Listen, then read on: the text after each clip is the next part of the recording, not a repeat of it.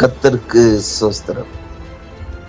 இன்றைய நாளுக்கான தலைப்பு, விழுந்தாலும் மீண்டும் எழுங்கள். வேத வசனம் நீதிமொழியில் 24வது அதிகாரம் 16வது வசனம். நீதிமான் 7 முறை விழுந்தாலும் திரும்ப எழுந்திருப்பான். அன்பான சகோதர சகோதரிகளே, ஒரு சிறிய குழந்தை நடக்க கற்றுக்கொள்ளும் போது அது பலமுறை கீழே விழுகிறது.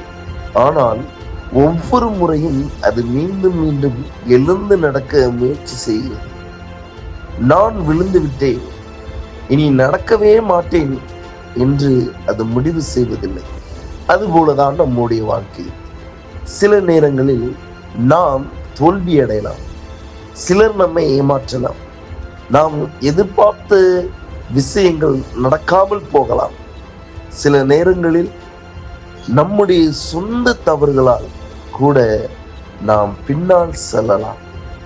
அப்போது நம்மில் பலர் எல்லாம் முடிந்துவிட்டது என்று நினைத்து விடுகிறோம். ஆனால் வேதாகமும் ஒரு அழகான நம்பிக்கையை நமக்கு தருகிறது. நீதிமான் 7 முறை விழுந்தாலும் திரும்ப எழுந்திருப்பான். விழுவது தோல்வி அல்ல, விழுந்த பிறகு எழுந்து நிற்க மறுப்பதுதான் உண்மையான தோல்வி. நேற்று என்ன நடந்தது என்பதை நம்மால் மாற்ற முடியாது.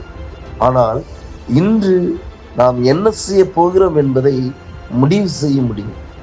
எனவே நீங்கள் வாழ்க்கையில் எத்தனை முறை விழுந்தாலும் பரவாயில்லை, மீண்டும் எழுங்கள், மீண்டும் முயற்சி செய்யுங்கள், தேவனை நம்புங்கள்.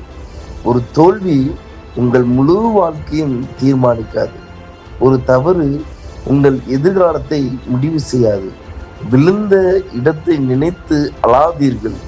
அங்கிருந்து எழுந்து செல்ல வேண்டிய பாதையை பாருங்கள். தேவன் நமக்கு புதிய வாய்ப்புகளையும் புதிய தொடக்கங்களையும் கொடுப்பாராக. நன்றி. தேவன் உங்கள் அனைவரையும் ஆசீர்வதிப்பாராக. ஆமென்.